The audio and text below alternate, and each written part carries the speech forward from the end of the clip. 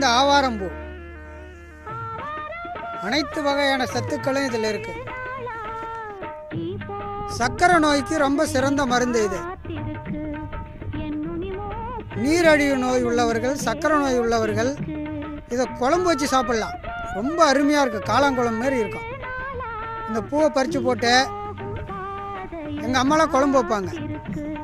இது பூ குழம்பு, காளாம்பூ, இது ஆவாரம்பூ குழம்பு, காளாங்குழம்பு மாரியே இருக்கும்.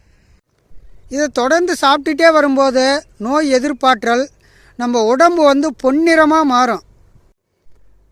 முகத்தில் அப்ளை பண்ணி நல்லா ஒரு தயிரோடு சேர்த்து கலந்து பேஸ்ட்டு மாதிரி முகத்தில் நல்லா அப்ளை பண்ணி ஒரு அரை மணி நேரம் ட்ரை ஆன பிறகு குளிச்சுக்கிட்டே வர நம்ம முகமே வந்து ரொம்ப பொலிவாக இருக்கும். ரொம்ப பார்த்திங்கன்னா தங்க நிறமாக நம்ம முகம் மாறும். இதுக்கு தங்க சத்து நிறைஞ்சிருக்கு. இதுக்கு சர்க்கரையெல்லாம் கட்டுப்படும். குளியல் பொடி, நம்ம மேலுக்கு வந்து குளியல் பொடி உடம்பு ஃபுல்லாக தேய்ச்சி குளித்தா துர்நாற்றமெல்லாம் உடம்புல உள்ள கற்றலை நாற்றம், துர்நாற்றமெல்லாம் அகன்று போயிடும்.